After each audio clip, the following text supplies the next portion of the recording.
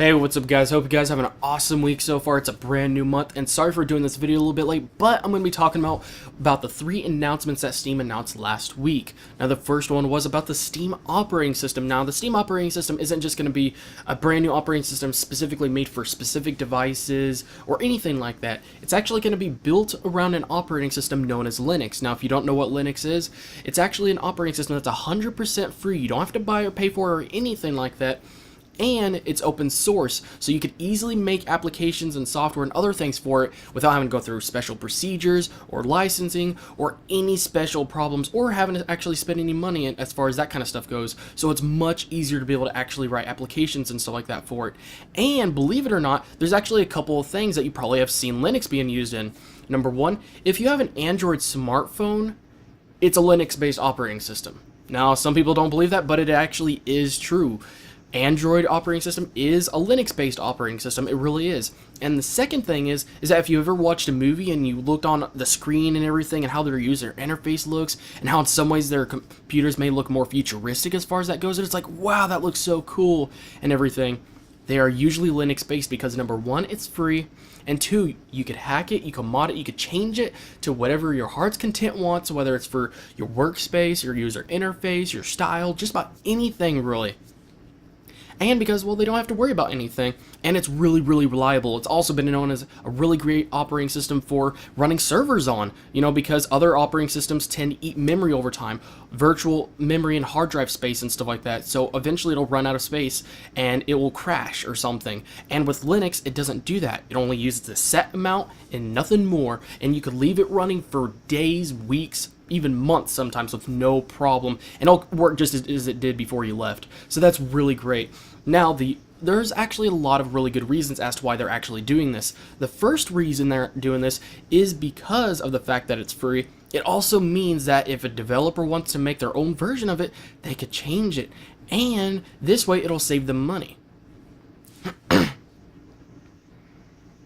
Hey, what's up guys? Hope you guys are having an awesome week so far. It's a brand new month, and sorry guys for doing this video late, but I'm going to be talking about the 3 announcements that Steam announced last week. Now, the first one was about the Steam operating system. Now, it's not just going to be another operating system for specific devices and only for this or anything like that with limitations. It's actually going to be built around an operating system known as Linux. Now, if you don't know what Linux is, it's an operating system that's 100% free. It's open source. You don't have to go through special procedures or spend money or do anything special just to write application or software for it, and you could easily mod it, you could hack it, you could change it to whatever you want to with no problem. And believe it or not, it's actually been used in many ways that people don't realize. Number one, if you have an Android smartphone, the Android operating system is a Linux-based operating system. It is. And if you've ever watched a movie and you noticed, their computer looks different, their user interface, and sometimes they look more futuristic and it looks so cool and everything, and how fast and snappy it is, that's usually running Linux on it, because you could change it to whatever you want. It's free, so they don't have to worry about money or any issues with licensing and all of that kind of stuff, and they don't have to spend too much time on it building a new operating system from the ground up and everything. And plus, it's also been a great operating system for companies, such as running servers and stuff like that, because other operating systems may eat hard drive space over time through virtual memory and may get full of dirty memory over time, and eventually it'll just crash from getting too full on things, and it will just have problems. And with Linux, it doesn't use any more than a set amount, so you could just leave, come back days, weeks, or even months later, and it will work just as fine as it did when you first left. So it's a really great operating system overall. Now, there's a few reasons as to why they actually did this. The number one reason is because when they actually ported and made it available, Steam, the application for Linux, they tested the games on it. And they looked at like, okay, so compare this operating system's performance on the games and Linux. And they noticed there was a noticeable difference in how much better performance they got in the hardware on running on games on Linux. And that's really, really great, so you could get more out of your hardware. And the other reason they're doing it is because the fact that they won't have to start from the ground up and everything like that, and because it's open source, it's going to be great for other developers that want to make their own variations, or for you could change it to whatever you want or anything like that.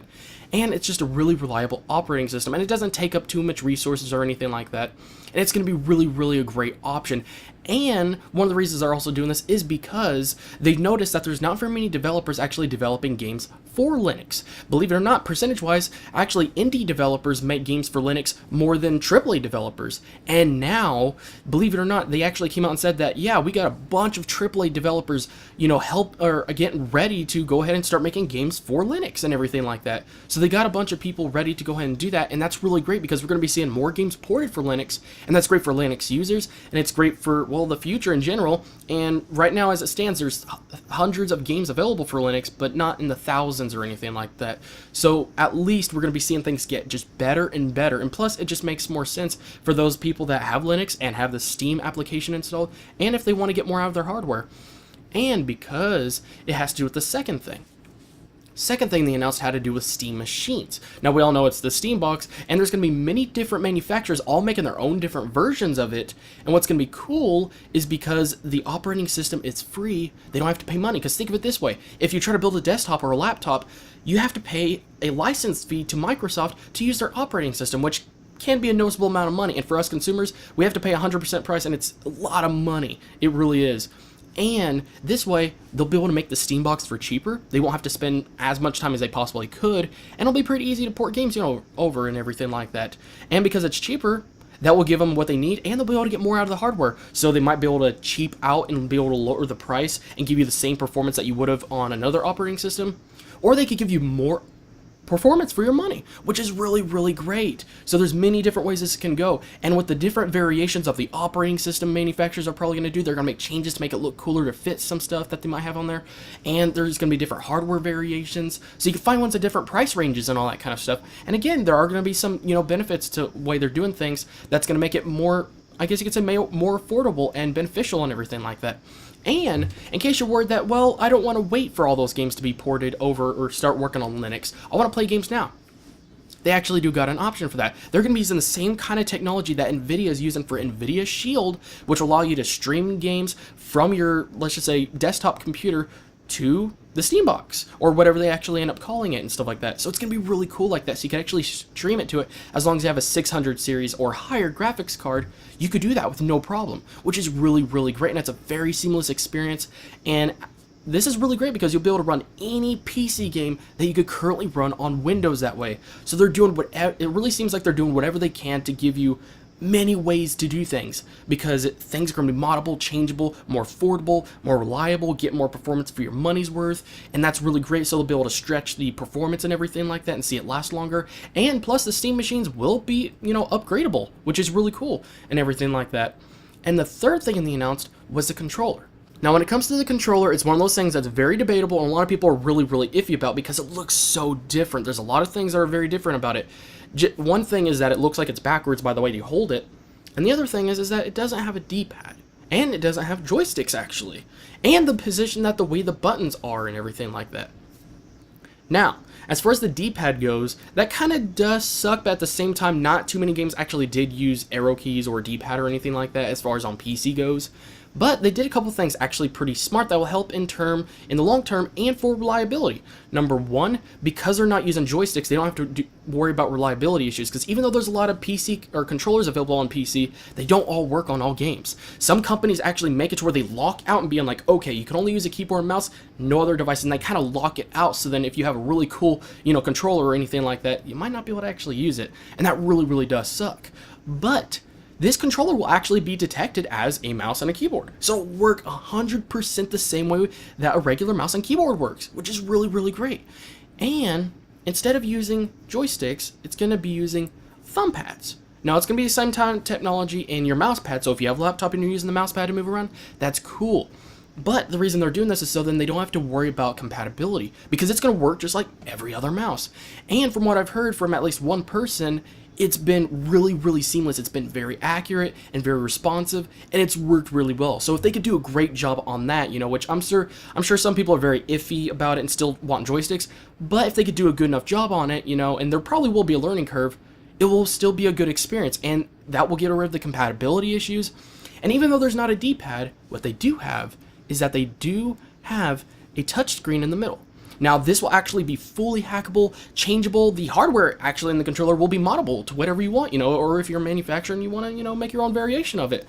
But With the touchscreen, you could change it to whatever you want. You could put different buttons on it. You can make a quick save, quick load button, all that kind of stuff. So it's going to be really, really cool for that stuff. So that way, if you want to put some more buttons on there, or if you want to put a D-pad or something like that on there, and possibly some buttons in the corners, you could do some crazy stuff with this. So in a way, you know, even though they don't have a D-pad and stuff like that, they still got something there to take place for that and make up for it. So it's really great to see that they got rid of the compatibility issue that you would normally have with most controllers, and they're giving you more options. So that is really good, and I understand some people aren't quite looking at it that way, but it is good that they're doing that because we don't want just another controller that only works with specific games or something like that again. Well, that's pretty much it for today, guys, and let me guys know what you think. Do you feel like it's a requirement to have a joystick on a controller? And what do you think about the touchscreen? Do you actually think it's going to be innovative enough? And the fact they're making things so open source, moddable, hackable, to do whatever you want is actually a great piece of innovation? And what do you think about the fact they're making things more reliable and affordable for developers to give us great variety? Let me guys know what you think in the comment section below.